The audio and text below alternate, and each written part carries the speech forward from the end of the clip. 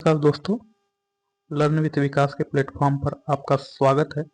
दोस्तों, हम लोग जो है एंशिएंट हिस्ट्री देख रहे थे। दोस्तों, इससे पहले हम लोग जो है मॉडर्न हिस्ट्री घटना चक्र का कंप्लीट वीडियो किया जा चुका है, जो कि नीचे वीडियो के नीचे एक प्लेलिस्ट का लिंक दिया गया है घटना चक्र हिस्ट्री के नाम से, उसमें आप देख सकते हैं।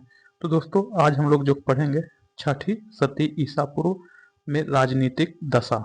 तो इसमें नोट्स देखेंगे। तो जो बौद्ध ग्रंथ है, बौद्ध ग्रंथ अंगुत्तर निकाय से ज्ञात होता है कि गौतम बुद्ध के जन्म के पूर्व प्राचीन भारत 16 बड़े राज्यों में विभाजित था। तो जो बौद्ध ग्रंथ है, कौन सा बौद्ध ग्रंथ का नाम है, तो वह जो है अंगुत्तर निकाय है।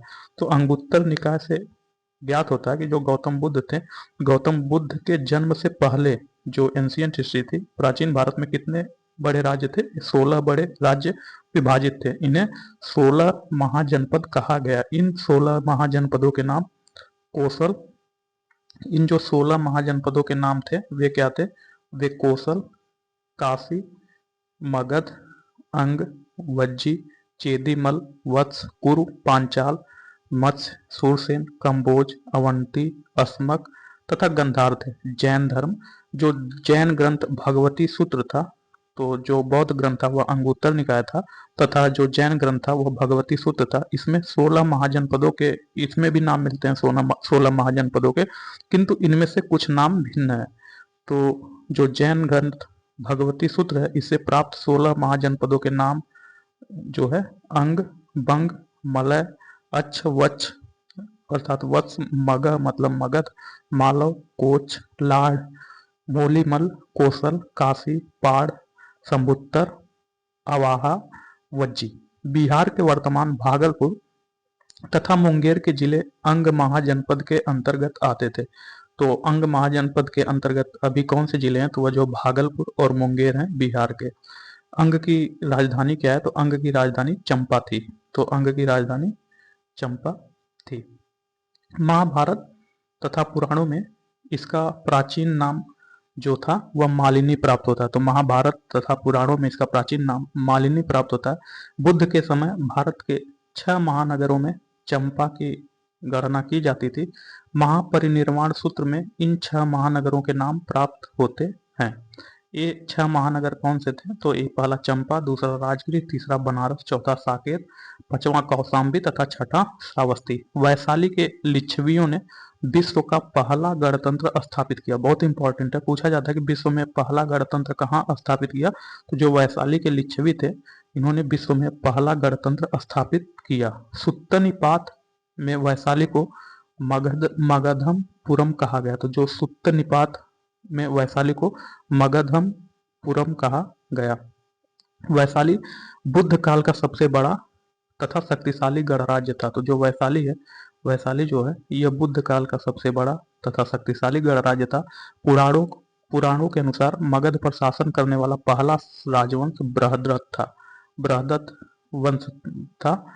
तो इस वंश के पहले राजा बृहद्रथ का पुत्र जरासंध था, जिसने गिरिब्रज अर्थात राजगृह को अपनी राजधानी बनाया। महाभारत के वन पर्व में राजगृह को जरासंध की राजधानी बताया गया। बौद्ध ग्रंथों के अनुसार मगध का प्रथम प्रतापी शासक बिंबिसार था। यह हर्यक वंश से संबंधित था। तो जो बिंबिसार था यह हर्यक वंश से संबंधित था।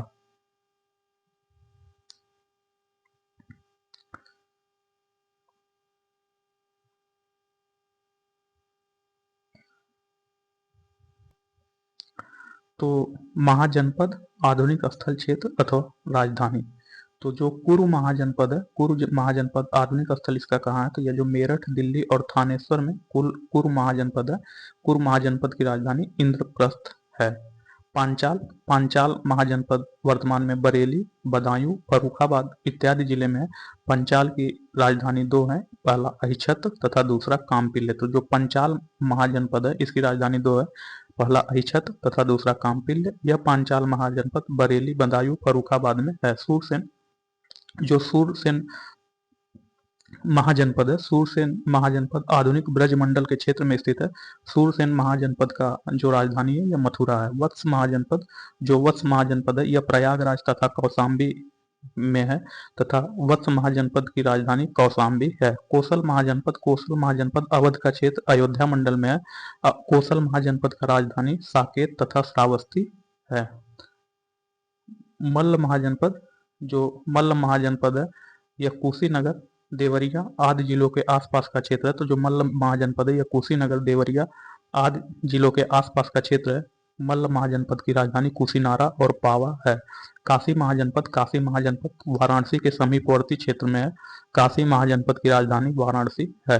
अंग महाजनपद है यह भागलपुर तथा बिहार के जो अंग महाजनपद है यह भागलपुर तथा मुंगेर के क्षेत्र में है। अंग महाजनपद की जो राजधानी है चंपा है। मगध महाजनपद है यह वर्तमान में पटना, नालंदा, गया इत्यादि जिले में पाया जाता है। मगध महाजनपद की राजधानी गिरिब्रज तथा राजगिरी है। वज्जी महाजनपद है यह वैशाली, दरभंगा आदि जिले बिहार और नेपाल के मिथिला क्षेत्र में पाया जाता है। वज्जी महाजनपद का जो राजधानी है यह वैशाली है। तो 11वां चेदी महाजनपद, जो चेदी महाजनपद है यह बुंदेलखंड क्षेत्र का पूर्वी भाग एवं निकटवर्ती क्षेत्र है। चेदी महाजनपद का जो राजधानी है यह सोठीवती है। मत्स्य महाजनपद वर्तमान में जयपुर, अलवर तथा भरतपुर में है। मत्स्य महाजनपद का जो राजधानी है यह विराटनगर में है। अस्मक महाजनपद है यह नर्मदा नदी तथा गोदावरी नदी की घाटी का मध्य क्षेत्र है। अस्मक महाजनपद का जो राजधानी है पोटन तथा पोटली है। अवंती महाजनपद है यह पश्चिमी तथा मध्य मालवा क्षेत्र में है। अवंती महाजनपद की जो राजधानी है उज्जैनी तथा माहिष्मती है। गंधार महाजनपद है यह पाकिस्तान का पश्चिमी भाग है। गंधार महाजनपद का जो राजधानी है यह तक्षशिला है। कंबोज महाजनपद यह जम्मू कश्मीर का कुछ क्षेत्र, हजारा जिला पाकिस्तान में है। कंबोज महाजनपद की राजधानी राजपुर या हाटक है। तो काशी का सबसे शक्तिशाली शासक ब्रह्मदत्त था। इसने कोसल पर विजय प्राप्त की थी। अंतोगत्वा कोसल के राजा कंस ने काशी को जीतकर अपने राज्य में शामिल कर लिया। प्रसेनजीत के समय कोसल का काशी के अतिरिक्त कपिलवस्तु के शाक्य, केशपुत्र के कालाम, रामागम के कोलिय, पावा और कुशीनारा के मल्ल, पिपली वन के मौर्य आदि गणराज्यों पर भी अधिकार था। संयुक्त निकाय के अनुसार, जो संयुक्त निकाय के अनुसार प्रसेनजीत 5 राजाओं के एक गुट का नेतृत्व करता था। महाकाव्य काल में कोसल राज्य की राजधानी अयोध्या थी। कोसल के प्रमुख नगर श्रावस्ती और अयोध्या थे। बुद्ध काल में कोसल के 2 भाग हो गए थे। पहला उत्तरी भाग की राजधानी श्रावस्ती थी तथा जो कोसल का दक्षिणी भाग था उसकी राजधानी साकेत थी। उत्खननों के आधार पर ज्ञात हुआ कि प्राचीन श्रावस्ती का नगर विन्यास अर्धचंद्राकार था। पूर्वी उत्तर प्रदेश के कुशीनगर, देवरिया आदि जिले के निकटवर्ती क्षेत्रों में मल्ल महाजनपद स्थित था। इसके 2 भाग थे। एक की राजधानी पावा अर्थात अभी फाजिल नगर अर्थात उस्मानपुर है तथा दूसरे की राजधानी कुशीनारी अर्थात कासया थी। 6ठी शताब्दी ईसा पूर्व में आधुनिक बुंदेलखंड के पूर्वी तथा उसके समीपवर्ती भागों में चेदी महाजनपद स्थित था। तो जो 6ठी शताब्दी ईसा पूर्व है जो कि आधुनिक बुंदेलखंड में इसके पूर्वी तथा उसके समीपवर्ती भागों में चेदी महाजनपद स्थित था। इसकी राजधानी सोठीवती थी। तो जो चेदी महाजनपद है इसकी राजधानी सोठीवती थी। चेदी महाजनपद की राजधानी सोठीवती थी, जिसकी पहचान महाभारत में सुक्तिमती से की जाती है। महाकाव्य काल में चेदी का शासक शिशुपाल था। तो जो महाकाव्य काल में चेदी का शासक क्या था? तो चेदी का शासक शिशुपाल था, जिसका वध जो है कृष्ण द्वारा किया गया था।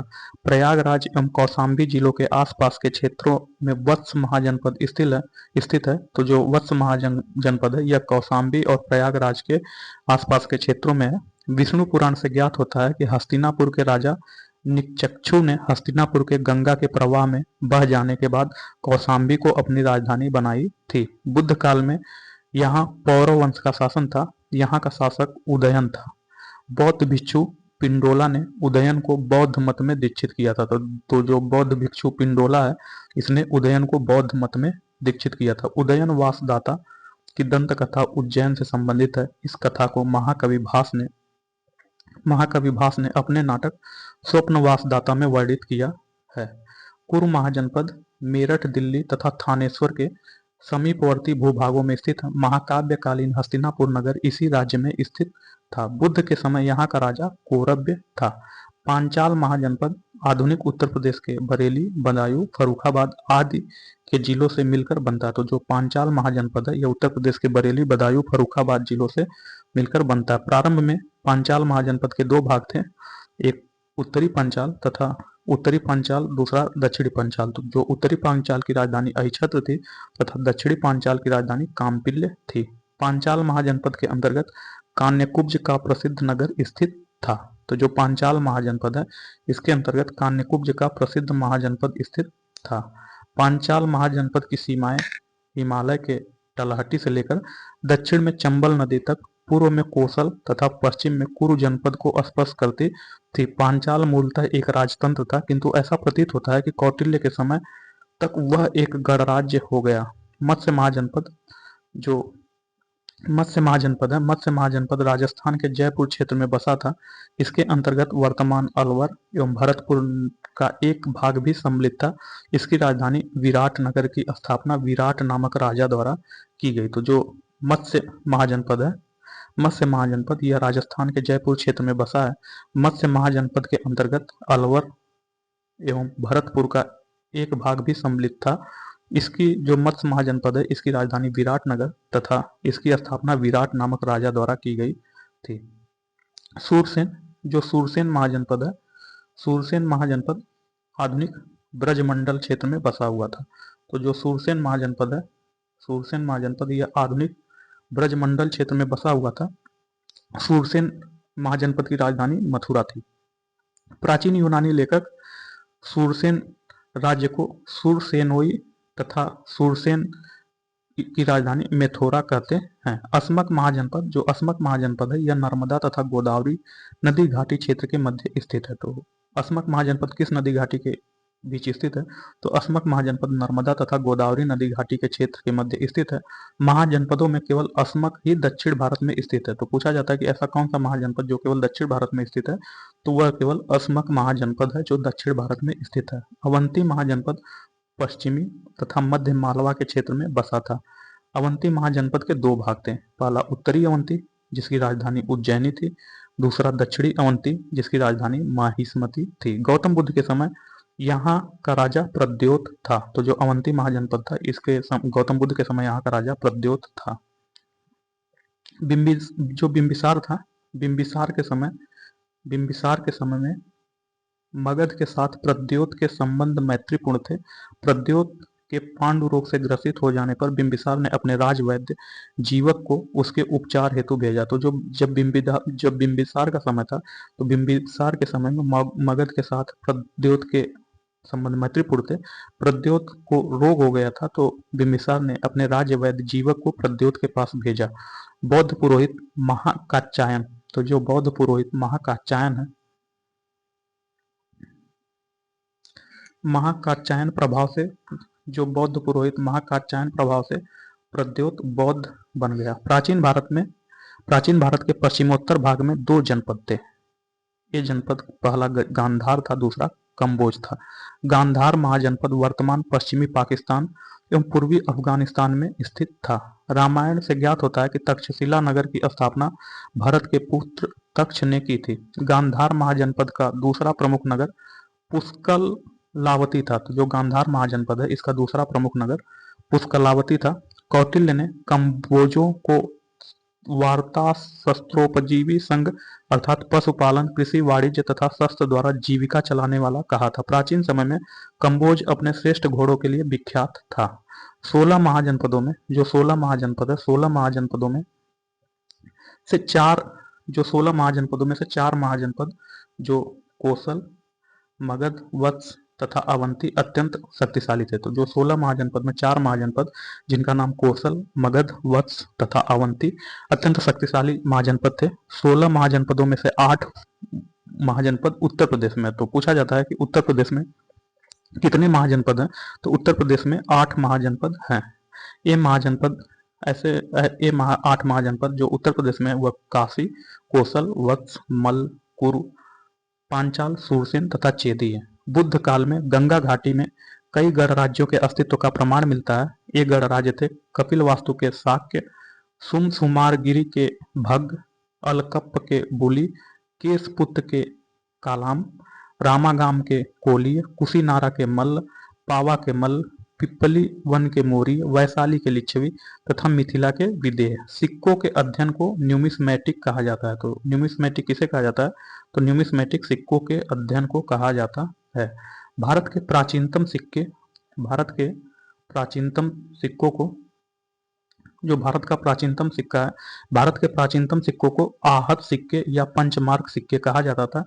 ये चांदी के बने होते थे। तो जो आहत सिक्के या पंचमार्क सिक्के थे, या चांदी के बने होते थे, इनके ऊपर ठप्पा देकर निशान बनाए जाते थे, इसलिए इन्हें आहत सिक्के या पंचमार्क सिक्के कहा जाता है। ये सिक्के 8वीं 6ठी शताब्दी ईसा पूर्व से मौर्य काल के मध्य प्राप्त होते हैं। बुद्ध घोष की टीका सुमंगल विलासिनी से वज्जी संघ की न्याय व्यवस्था के बारे में जानकारी प्राप्त होती है। इससे ज्ञात होता है कि वज्जी संघ में 8 न्यायालय थे। मगध की महत्ता का वास्तविक संस्थापक राजा बिंबिसार था। तो जो मगध था, मगध की महत्ता का वास्तविक संस्थापक राजा बिंबिसार, इसका कार्यकाल 544 से 492 ईस्वी तक था। यह हर्यक वंश से संबंधित था। तो जैन साहित्य में बिंबिसार को श्रेणिक कहा गया था। तो जो जैन साहित्य में बिंबिसार को क्या कहा गया है? तो श्रेणिक। महावंश के अनुसार बिंबिसार 15 वर्ष की आयु में मगध नरेश बना था। सर्वप्रथम बिंबिसार ने प्रमुख राजवंशों के साथ वैवाहिक संबंध स्थापित कर अपनी स्थिति सुदृढ़ की। बिंबिसार ने लिच्छवी गणराज्य के शासक चेटक की पुत्री चेलना के साथ विवाह कर मगध की उत्तरी सीमा सुरक्षित किया। बिंबिसार ने दूसरा प्रमुख वैवाहिक संबंध कोसल नरेश प्रसेनजीत की बहन महाकोसला के साथ किया। इस वैवाहिक संबंध से उसे काशी का प्रांत अथवा कुछ ग्राम प्राप्त हो गए। तो इस वैवाहिक संबंध से बिंबिसार को काशी का प्रांत अथवा उसके कुछ ग्राम प्राप्त हो गए।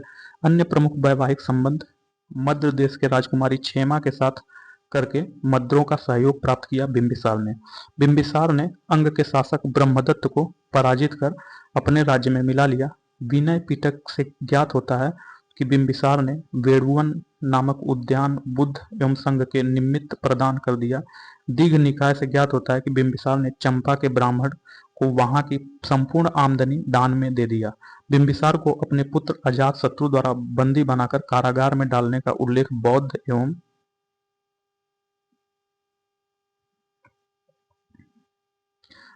एवं जैन ग्रंथों में मिलता है।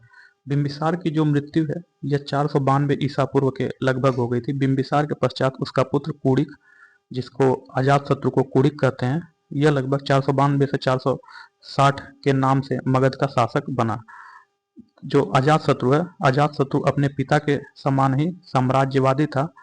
अजातशत्रु के शासन के प्रारंभिक वर्षों में मगध एवं कोसल राज्य के बीच संघर्ष शुरू हो गया, किंतु बाद में मगध के शासक अजातशत्रु तथा कोसल के शासक प्रसेनजीत के बीच संधि हो गई। प्रसेनजीत ने अपनी पुत्री वाजिरा का विवाह अजातशत्रु से कर दिया तथा पुनः काशी के ऊपर उसका अधिकार स्वीकार कर लिया।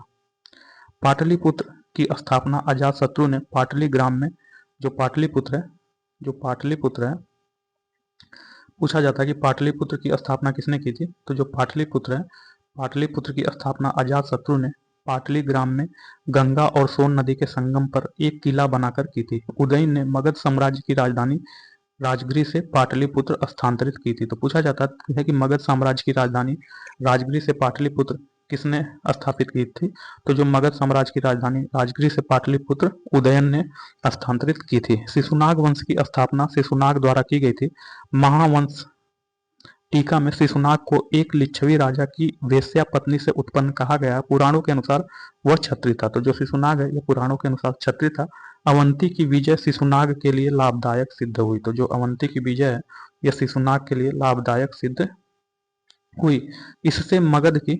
इस विजय से मगध साम्राज्य के पश्चिमी सीमा मालवा तक पहुंच गई। इस विजय के पश्चात शिशुनाग का वत्स के ऊपर भी अधिकार हो गया, क्योंकि वह अवंती के अधीन था। अवंती और वत्स पर अधिकार हो जाने से पश्चिमी विश्व के साथ पाटलिपुत्र को व्यापार वाणिज्य के लिए एक नया मार्ग प्राप्त हो गया। शिशुनाग ने वैशाली को अपनी राजधानी बनाई। शिशुनाग ने 412 से 394 ईसा पूर्व तक शासन किया। महावंश के अनुसार शिशुनाग की मृत्यु महावंश के अनुसार शिशुनाग की मृत्यु के पश्चात उसका पुत्र कालाशोक राजा बना। तो जो महावंश है, महावंश के अनुसार शिशुनाग की मृत्यु के बाद उसका पुत्र कालाशोक राजा बना। पुराणों में कालाशोक को काकवर्ण कहा गया। तो जो पुराणों में कालाशोक को क्या कहा गया, तो कालाशोक को काकवर्ण कहा गया। कालाशोक ने अपनी राजधानी पुनः पाटलिपुत्र स्थानांतरित कर दिया। कालाशोक के शासनकाल में द्वितीय बौद्ध संगीति का आयोजन वैशाली में हुआ। तो पूछा जाता है द्वितीय बौद्ध संगीति का आयोजन किसके शासनकाल में हुआ, तो द्वितीय बौद्ध संगीति का आयोजन वैशाली में कालाशोक के शासनकाल में हुआ। इस संगीति में बौद्ध संघ से दो संप्रदायों स्थविर तथा महासांघिक में विभाजित हो गए। बाण भट्ट के हर्षचरित से ज्ञात होता है कि राजधानी के समीप घूमते किसी व्यक्ति को कालाशोक की हत्या कर दी। महाबोधि वंश के अनुसार कालाशोक के 10 पुत्रों में महाबोधि वंश के अनुसार कालाशोक के 10 पुत्रों ने सम्मिलित रूप से लगभग 22 वर्षों तक शासन किया। कालाशोक के उत्तराधिकारियों का शासन 344 ईसा पूर्व के लगभग समाप्त हो गया। शिशुनाग वंश का जो शिशुनाग वंश है, शिशुनाग वंश का अंत कर नंद वंश की स्थापना जिस व्यक्ति ने की वह निम्न वर्ण से संबंधित था। विभिन्न ग्रंथों में उसका नाम भिन्न भिन्न दिया गया। पुराणों में उसे महापद्म, जबकि महाबोधि वंश में उसे उग्रसेन कहा गया। पुराणों के अनुसार महापद्मनंद शिशुनाग वंश के अंतिम राजा महानंदिन की शुद्ध स्त्री के गर्भ से उत्पन्न हुआ था। जैन ग्रंथ परिशिष्ट पर्वन के अनुसार वह नापित अर्थात नाई पिता और वेश्या माता का पुत्र था।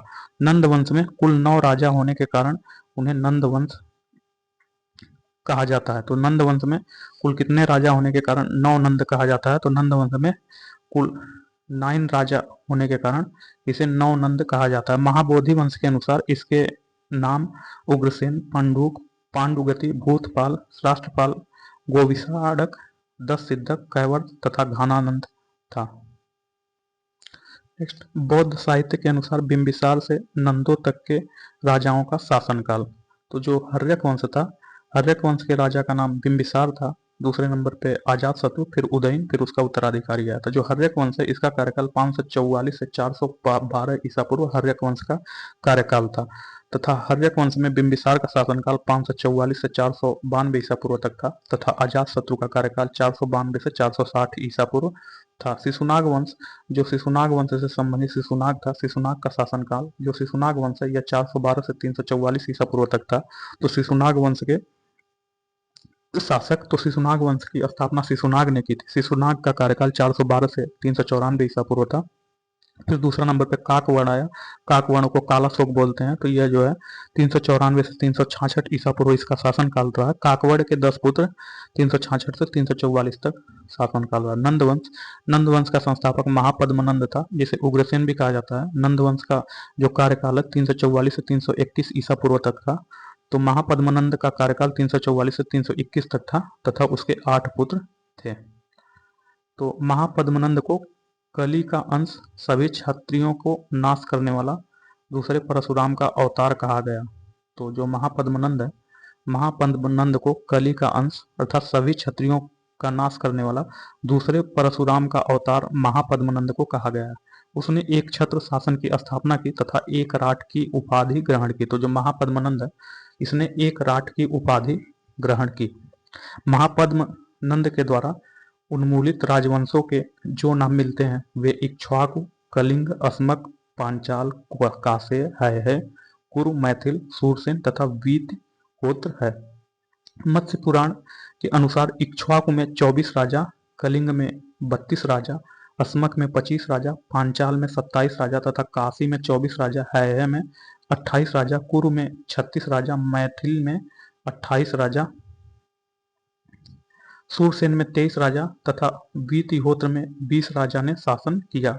खारवेल के हाथी गुम्फा अभिलेख से उसके कलिंग विजय की सूचना मिलती है। तो जो हाथी गुम्फा अभिलेख है यह खारवेल के शासनकाल में था। तो खारवेल के हाथी गुम्फा अभिलेख से खारवेल के कलिंग विजय की सूचना प्राप्त होती है। नंद वंश का अंतिम राजा घनानंद था जो सिकंदर का समकालीन था। तो जो घनानंद है यह सिकंदर का समकालीन था। यूनानी लेखकों ने घनानंद को अग्रमीज अर्थात उग्रसेन का पुत्र कहा। जेनोफोन ने इसे बहुत धनाढ़ व्यक्ति बताया। घनानंद को तमिल और सिंहली ग्रंथों से भी उसकी अतुल संपत्ति की सूचना मिलती है। भद्रसाल, जो भद्रसाल था उसका सेनापति था। तो जो घनानंद का सेनापति भद्रसाल था। घनानंद द्वारा जनता से बलपूर्वक धन वसूलने तथा छोटी छोटी वस्तुओं पर भारी कर लगाने के कारण जनता इसके विरुद्ध हो गई। चारों ओर घृणा एवं असंतोष का वातावरण व्याप्त हो गया। इस जो चारों ओर घृणा और असंतोष का वातावरण व्याप्त हो गया, इस स्थिति का लाभ उठाकर चंद्रगुप्त मौर्य ने चाणक्य के सहयोग से घनानंद की हत्या कर नंद वंश का अंत कर दिया। व्याकरणाचार्य पाणिनि महापद्मनंद के मित्र थे। वर्ष उपवर्ष वरुचि कात्यायन जैसे विद्वानों का जन्म नंद काल में ही हुआ था। नंद वंश शासक जैन मत के पोषक थे। कल्पक नामक व्यक्ति जैन था। इसकी सहायता से महापद्मनंद ने समस्त क्षत्रियों का विनाश कर डाला। घनानंद के जैन अमात्य सकटाल तथा स्थूलभद्र थे। मुद्रा राक्षस से भी नंदों के जैन मतानुयायी होने की सूचना मिलती है।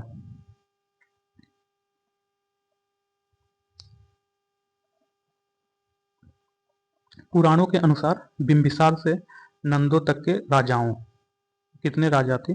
तो जो राजा का नाम तथा शासनकाल, तो शिशुनाग था। शिशुनाग का शासनकाल 40 वर्ष था। काकवर्ण अर्थात काला शोक का शासन 26 साल तक था। क्षेमवर्धन का शासन 36 साल। क्षेमजीत अथवा छत्रोजस का शासन 24 वर्ष। बिंबिसार का शासन 28 वर्ष। अजातशत्रु का शासन 25 वर्ष था। दर्शक का 35, उदयन का 33 तथा नंदीवर्धन का 40, महानंदिन का 43 तथा महापद्म प्रभु एवं उसके 8 पुत्रों का 100 कुछ विद्वानों के अनुसार 40 था। तो नेक्स्ट हम लोग क्वेश्चन आंसर देखेंगे। तो भारत के प्राचीनतम सिक्के प्राप्त होते हैं, जो भारत के प्राचीनतम सिक्के प्राप्त होते हैं वे किसके प्राप्त होते थे? तो जो भारत के प्राचीनतम सिक्के प्राप्त होते थे वे सिक्के थे आहत सिक्के। तो कौन से सिक्के थे? तो वे आहत सिक्के थे। ये आहत सिक्के चांदी के थे। तो इसका ऑप्शन डी सही है। तो भारत के प्राचीनतम प्राप्त सिक्के आहत सिक्के या पंचमार्क सिक्के थे, जो मुख्यतः चांदी के बने थे। इनके ऊपर ठप्पा देकर निशान बनाए जाते थे, इसलिए इन्हें आहत सिक्के या पंचमार्क सिक्के कहा जाता है। Question number 2।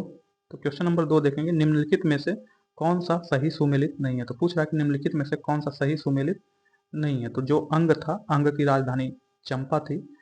वत्स की राजधानी कौशाम्बी थी। मत्स्य नगर, जो मत्स्य नगर है यह राजस्थान में है। तो जो मत्स्य है, मत्स्य नगर कहाँ है? तो यह जो है राजस्थान में है। और वत्स जो है इलाहाबाद क्षेत्र में स्थित है। तथा अंग की राजधानी चंपा थी। जो कोसल था, कोसल का जो राजधानी था, कोसल का राजधानी अहिछत्र नहीं था। कोसल महाजनपद की राजधानी जो थी साकेत और श्रावस्ती था। तो जो कोसल अर्थात कोसल था, इसका राजधानी अहिछत्र नहीं था। कोसल की राजधानी साकेत एवं श्रावस्ती था। तो इसका राजधानी क्या था? साकेत या दूसरा श्रावस्ती था। तो यही बी सही सुमेलित नहीं था। इसका ऑप्शन बी होगा। कोसल महाजनपद की राजधानी साकेत तथा श्रावस्ती थी। उत्तरी पांचाल की राजधानी अहिछत्र तथा दक्षिणी पांचाल की राजधानी काम्पिल्य थी। शेष सही विकल्प है। क्वेश्चन नंबर 3, सूची 1 को सूची 2 से सुमेलित करना है। सूची 1 में राजा तथा सूची 2 में राज। तो प्रद्योत किस राज्य का राजा था तथा जो उदयन किस राज्य का राजा था? तो वही हमें बताना है। तो जो प्रद्योत दोस्तों था, प्रद्योत राजा था अवंती का। तो अवंती का राजा कौन था? तो यह जो था प्रद्योत था। तथा उदयन राजा था वत्स का।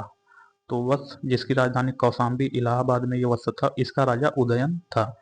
तो उदयन जो था यह वत्स का राजा था। तो बी का 2 होगा, अर्थात सही सुमेलित बी का 2 होगा। तथा जो प्रसेनजित था, प्रसेनजित राजा था कोसल का। प्रसेनजित राजा कोसल का था। तो सी का 4 होगा। अजातशत्रु राजा था मगध का। तो अजातशत्रु किसका राजा था? यह जो मगध का था। तो इसका ऑप्शन सी सही होगा।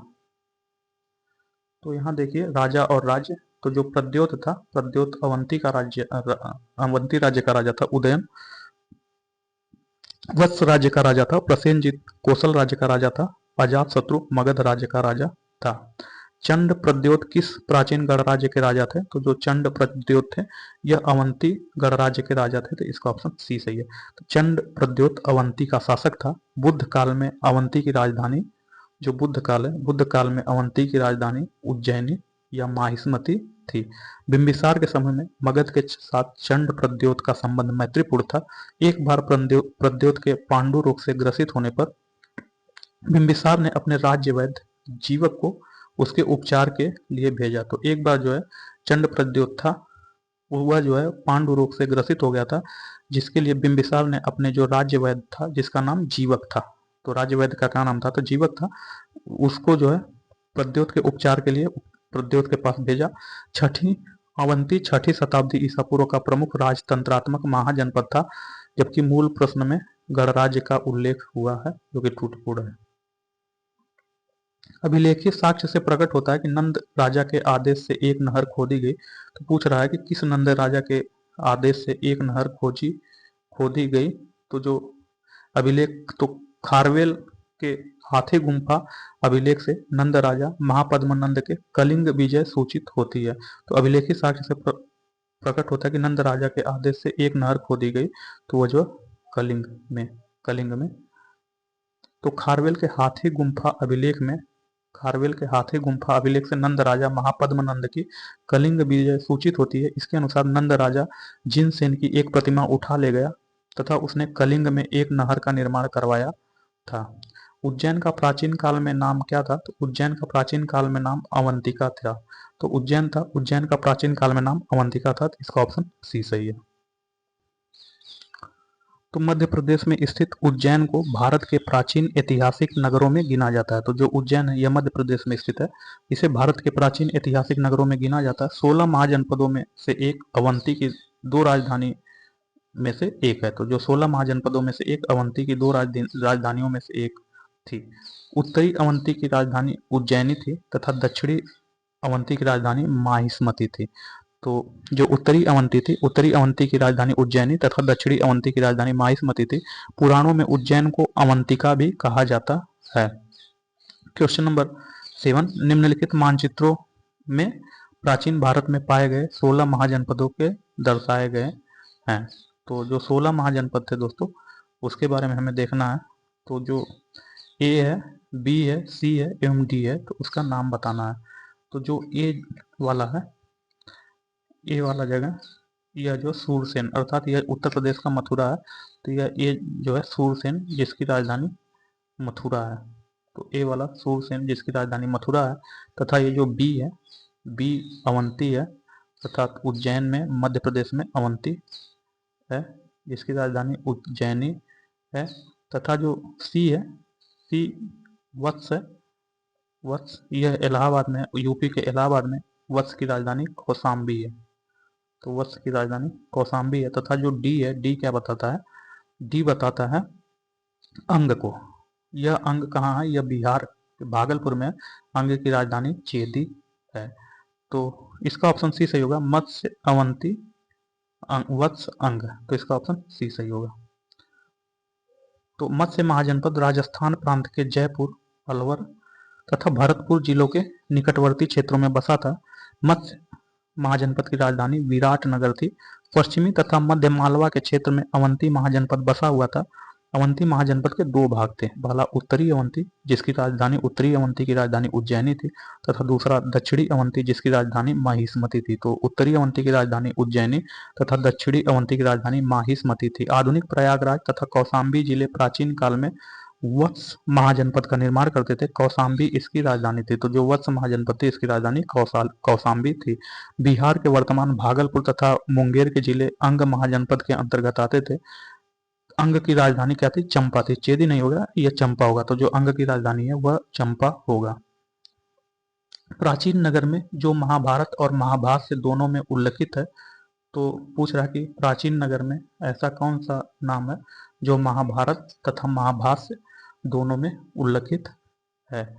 तो जो मध्यमिका नगरी है, मध्यमिका नगरी, यह कहाँ है, यह जो है राजस्थान में। तो जो मध्यमिका नगरी है, यह राजस्थान में है।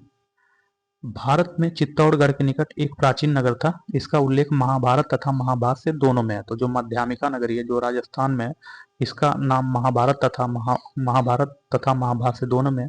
तथा विराटनगर या बैराठ, यह भी राजस्थान में। तो जो विराटनगर या बैराठ है, यह भी राजस्थान में, तो इसका भी उल्लेख महाभारत और महाभारत। तो जो विराट नगर है, विराट नगर यह कहाँ है, तो यह जो राजस्थान में स्थित है, विराट नगर राजस्थान में स्थित है। इसका भी जो है, इसका भी उल्लेख महाभारत एवं महाभाष्य में हुआ। जबकि माध्यमिका नगरी, जो माध्यमिका नगरी है, यह भी राजस्थान में स्थित है, दोनों राजस्थान में स्थित है। इसका भी उल्लेख महाभारत और महाभाष्य दोनों में हुआ था। ए और बी दोनों सही होता है, ये क्वेश्चन गलत है, इसका ए और बी दोनों सही होगा। तो जो माध्यमिका नगरी राजस्थान भारत के चित्तौड़गढ़ के निकट एक प्राचीन नगर था। इसका उल्लेख महाभारत और महाभाष्य दोनों में है। विराट नगर वैराट राजस्थान के जयपुर में स्थित है। महाभारत काल में पांडवों ने अपना अज्ञातवास यहाँ व्यतीत किया था। इसका भी उल्लेख महाभारत एवं महाभाष्य में मिलता है। पाटलिपुत्र के संस्थापक थे, तो पाटलिपुत्र का संस्थापक कौन था, तो उसे हमें बताना है। तो जो पाटलिपुत्र है, पाटलिपुत्र की स्थापना अजात शत्रु ने किया था। तो जो पाटलिपुत्र है, पाटलिपुत्र की स्थापना कौन किया था, तो पाटलिपुत्र की स्थापना अजात शत्रु ने किया था, पाटलिपुत्र की स्थापना। तो पाटलिपुत्र जो है यह गंगा और सोन नदी के संगम पर स्थित है। तो यह क्वेश्चन गलत है, तो यहाँ अजात शत्रु ऑप्शन में नहीं दिया गया। तो जो पाटलिपुत्र है, पाटलिपुत्र की स्थापना अजात शत्रु ने गंगा और सोन नदी के संगम पर पाटली ग्राम में एक किला बनाकर की थी। उदयन ने मगध साम्राज्य की राजधानी राजगृह से पाटलिपुत्र स्थानांतरित किया। तो जो उदयन था, इसने मगध साम्राज्य की राजधानी राजगृह से पाटलिपुत्र स्थानांतरित किया। तो बिहार लोक सेवा आयोग ने इसका उत्तर ए माना, जो कि त्रुटिपूर्ण है, मतलब क्वेश्चन गलत है। तो मगध साम्राज्य की राजधानी पाटन सत्य है।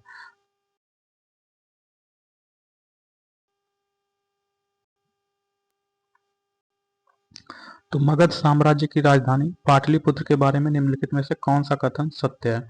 तो इसमें मगध साम्राज्य की जो राजधानी है, जो कि मगध साम्राज्य की राजधानी पाटलिपुत्र के बारे में निम्नलिखित में से कौन सा कथन सत्य है।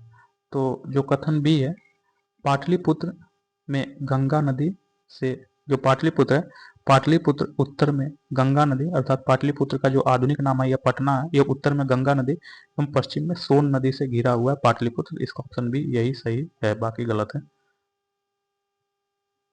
तो जो प्राचीन पाटलिपुत्र है, प्राचीन पाटलिपुत्र जिसे आधुनिक पटना, उत्तर में गंगा तथा पश्चिम में सोन नदी से घिरा हुआ था। तो पाटलिपुत्र को किस शासक ने सर्वप्रथम अपनी राजधानी बनाया।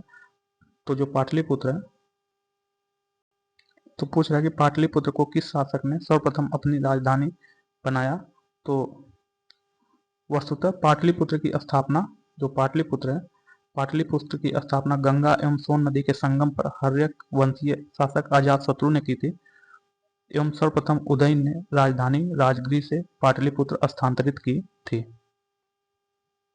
क्वेश्चन नंबर 12, निम्नलिखित में से किस राजा ने पाटलिपुत्र बसाया। तो पूछ रहा है कि निम्नलिखित में से ऐसा कौन सा राजा है जो पाटलिपुत्र बसाया, तो वह जो अजातशत्रु है।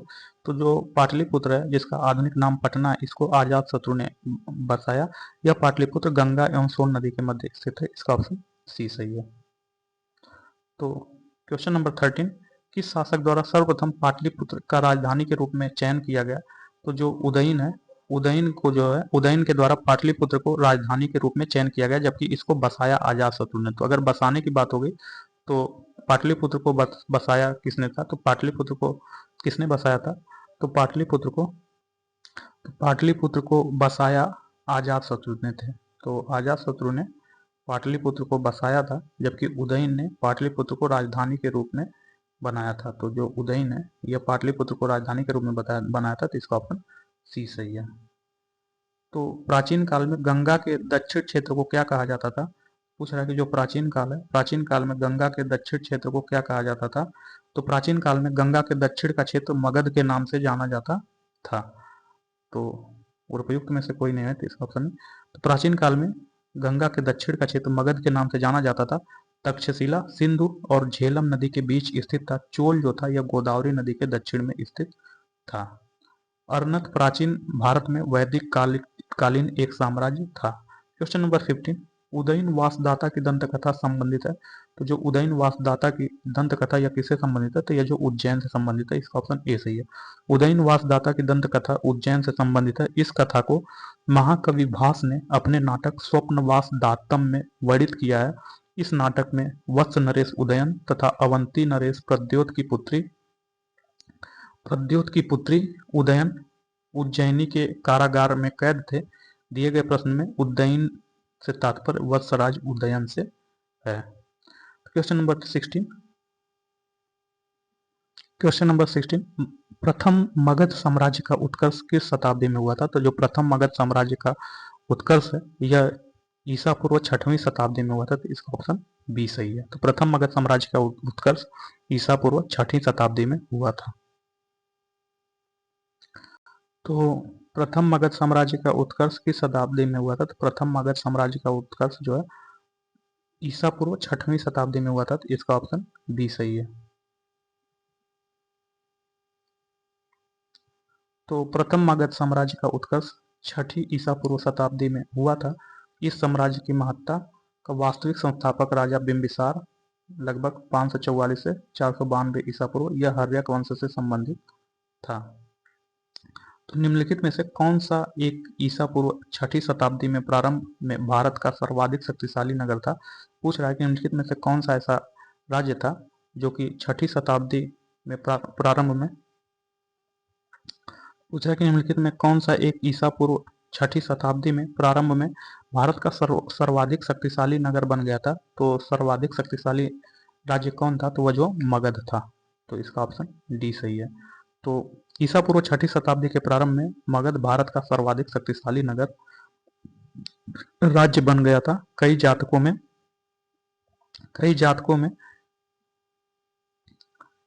क्वेश्चन नंबर 17, निम्नलिखित में से कौन सा एक ईसा पूर्व 6वीं शताब्दी में प्रारंभ में भारत का सर्वाधिक शक्तिशाली नगर राज्य था?